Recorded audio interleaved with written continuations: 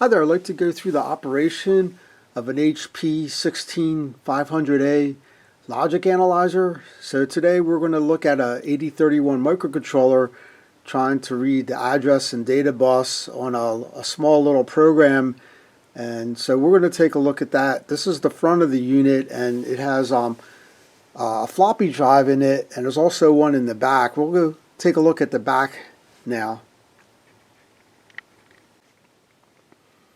As you can see, this one is loaded. Every slot has a card. There's A, B, C, D, and E, and they're all populated. Today we're just going to use the B slot, which is the 100 megahertz logic analyzer. You can see there's a diskette down here, and this is where the main operating system is for the logic analyzer. So I'm hoping that that'll last me a lot of years. If that floppy goes, I won't be able to use this logic analyzer anymore. So I'm making this video just to document it, to show how it did work. And this is the power plug here, and there's a switch. You want to make sure that's on before you turn on the power. Can't see too much because it's hidden with all the cables in this device. So this is the 8031 microcontroller that I'm going to use to test the logic analyzer with, or vice versa. Use the logic analyzer to test this device. So I have a little program in here I'm going to execute and try to read the address and data bus. And so pod 1, this is pod 1 of the B card, is connected to the address bus. It's a 16-bit address bus, so I have wires going in. That's the hard part, hooking up the wires with these logic analyzers. So it's good to make sure you have a board that is set up to be able to do this. Otherwise, you have to use clips, which makes it very complicated. And this pod 2 over here is connected to the data bus. So we're going to run this today and show you how the analyzer works.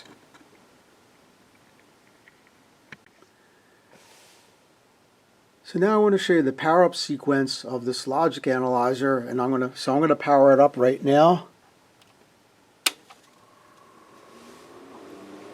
Now this logic analyzer takes quite a bit of time to power up, as it has a floppy disk in the back rather than a hard drive. So it takes a little time to read that, but just wanted to document how long it takes, and you could see it. So far everything passed and all the self-tests. So it says this one's from 1987. It has a touch screen. It is probably a pretty early device with a touch screen. So this one, it has the A card is it's a HP 16500A Logic Analyzer card. 100 millihertz state, 500 megahertz state, 500 megahertz timing, and the B card is the same thing. It's the same card. It's an HP 16500A 100 megahertz state, 500 megahertz timing module. So while it's powering up, I'll talk about the cards in here. So the C card in the C slot, it's an HP 16521A pattern generator expander. I've never used it. Hopefully we'll use it someday to try to figure out what it does. And the D slot is an HP 16520A pattern generator master, 50 megabits per second. So these are probably pattern generators that you could use if you have a logic board that you want to test. And the E card is an HP 16521A pattern generator expander. So it looks like half this analyzer has cards in it for pattern generation, and the other half has cards in it for logic analysis. So it did power up. So we're going to use the B card in here because the A card doesn't have any cables with it right now. So we'll do that, and we'll set it up by using the touch screen.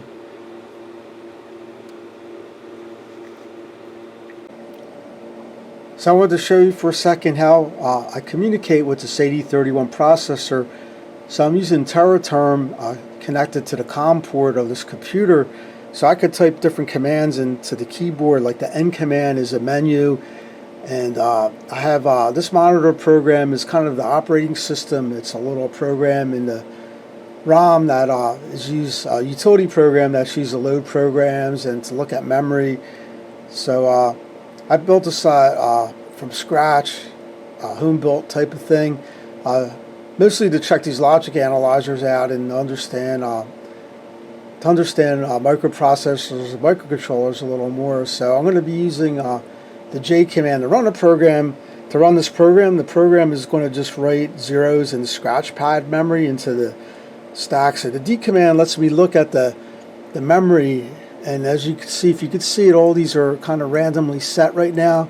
But if I run this J command, it's a little program that sets the internal scratch pad RAM to 0. So I'm going to hit J, and then now type G, D. So now you can see everything's all zeros in here, because what the program does, it just sets locations 30 through 7F to 0, 0. It's a real quick little running program, but I have the code to it, so I'm going to try to replicate the code using the logic analyzer.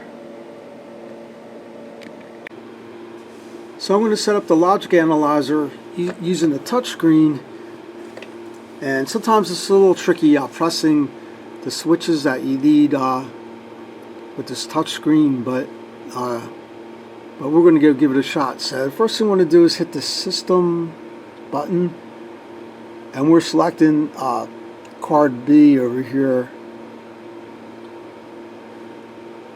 So you could see, if you look, you could see these arrows here, and those arrows represent activity on those lines. So B1 is the address bus, and B2 is the data bus. So I'll do a little command. You could see some of those arrows change.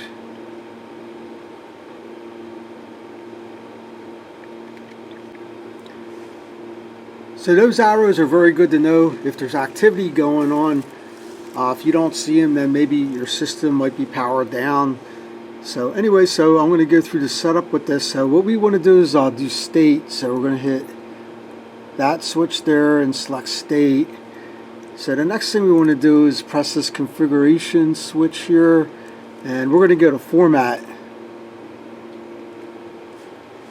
So what I want to do is break it up to an address bus and a data bus. So we're going to call this label here, we want this to be our address bus. If I could get it. Okay, so we're going to modify the label, and all we're going to do is change the name to AB for address bus. So we'll hit clear here, and we're going to type AB. I have problems with these keys here.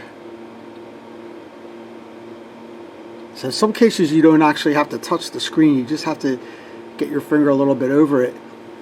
So you can see these points mean don't care, but we're interested in just the address bus, which is this pod over here. So now we want to, for our second label, we want a data bus. So we want to modify this label here. So we're going to call it data bus, DB, done. And so it appears that that is on. So we just want to set up the first 8 bits in pod 2 up. So we want points for don't cares for the first 8, 1, 2, 3, 4, 5, 6, 7, 8, and we want asterisks because we do care about the last 8 bits here because we're connected to those. So one other thing we want to do is this TTL. I guess we want to set these thresholds to 4 because I think this one might be 3.2 volts. So this 8031 is running at 5 volts. So we want to set our threshold to 4 volts to get over the 5 volts level. Okay, done. And this one we want to set to 4 volts. So you go to user 4, done.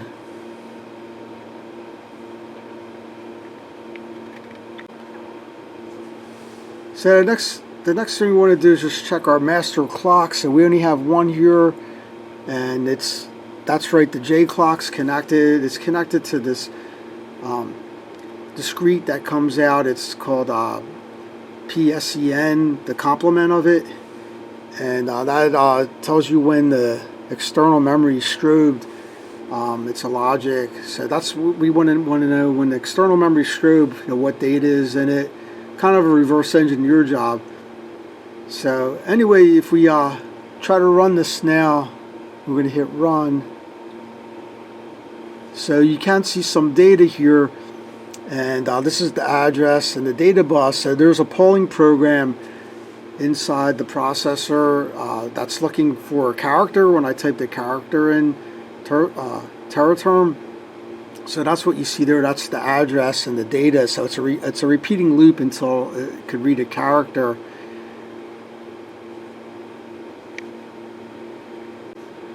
But the nice thing about these logic analyzers is that they have good triggering mechanisms, like if you want to trigger off a certain data point or address. So we want to trigger when we hit address 800, because that's where this program's located at that we're going to run. So I'm going to go back here and hit trigger.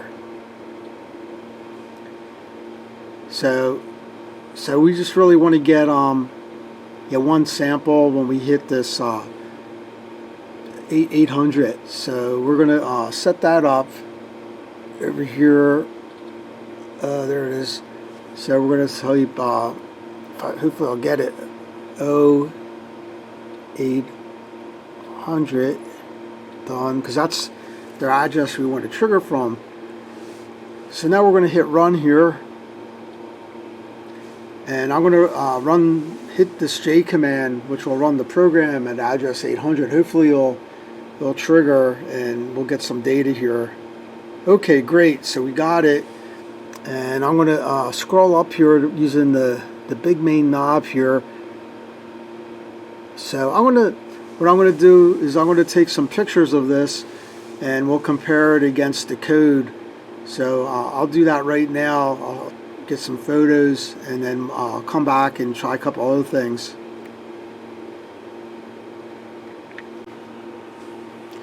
Okay, so now we could look at the data in terms of a waveform, so let's give that a shot. So I'm going to hit waveform here. Oops, accidentally hit trigger. Let's get to waveform. So now you can see these waveforms. So let's say we want to look at the whole address bus here. We only have the first 8 bits there. So let's change that. And so we just want to delete everything that's on there right now. And then we want to look at the address bus. So we're going to hit done here. So now we have the address bus, and where this red marker is 0, but we could turn some more markers off, some more markers on.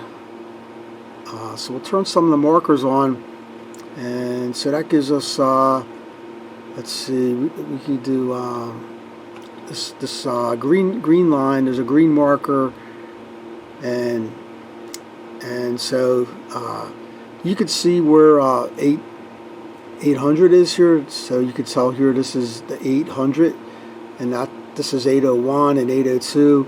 So we're going to compress this a bit,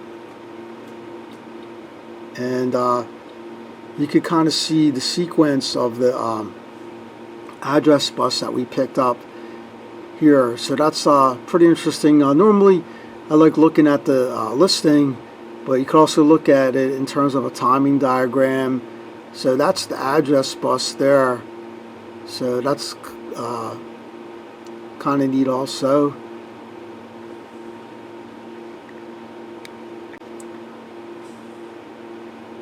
So if we want to look at the data bus, we would do a similar thing. We would push on there and delete all, and then we could look at the data bus, and we'll hit done there, and it's a similar thing again. We could change this delay here and move it back a bit, but you could see this represents what was on the data bus for all the instructions.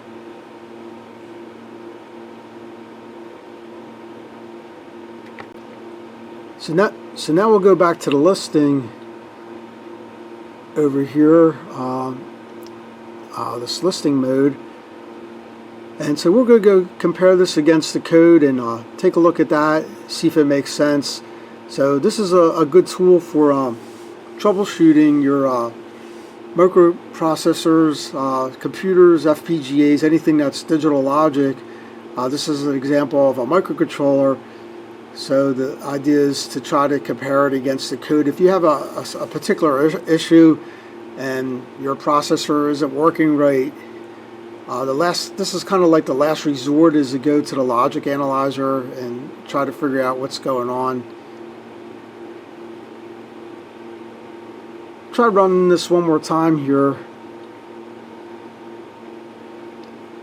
So I'm going to hit this J command, and it did rerun again. Okay, so we'll take a look at it and compare it against the listing that we have.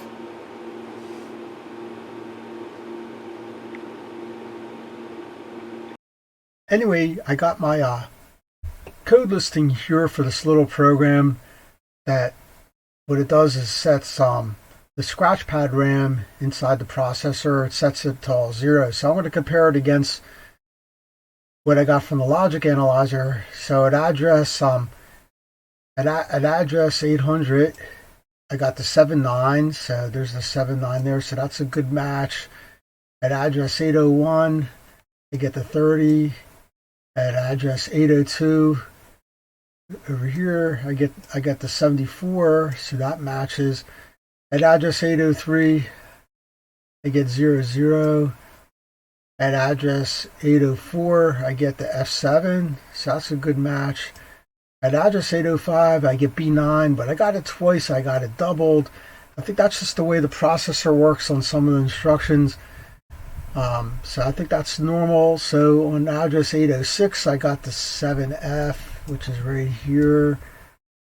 Okay, so I got some noise in there. I'm not too sure where I'm getting this. Possibly the unit could need some calibration, but not too sure why I got this intermediate 8FF. So I got the 807 here. I got the 02, so that's a match there. Here's the 02 in the code versus what I got on the Logic Analyzer. At address 808, I get an 80, so here's address 808, and there's the 80 right here. And so now what this does is this is from here, from address 807, it was a jump. I guess this was not equal, so it would jump to label 2, which is over here, which is the increment, which is 80A. So you could see the code, how it's, this is the code in memory, but it has a sequences. It does do a jump. I believe this might be a prefetch, so the 0880A is a 9, so that's here, so it's an increment to register 1. So after that, it jumps back to L1, which is 804, but I do get an 80B, which is that's probably like a prefetch. It gets the 80, but so you can see the 80, okay, and F7, okay, so that's in there. So if I go to the next figure here, it's 80C again, it's doubled again, but then I get some noise. And okay, 80D, it goes to 80D. Okay, yeah, trying to figure this out. Okay, so this is 02, and okay, so then at that point it did eventually jump to 804, which is over here, which is label 1. So there's some possibly prefetching going on in there. I did compare it to other logic analyzers and got some different results. So this one probably needs some calibration. I like working with this whole test equipment, and I appreciate you watching it. And so talk to you later now. Bye.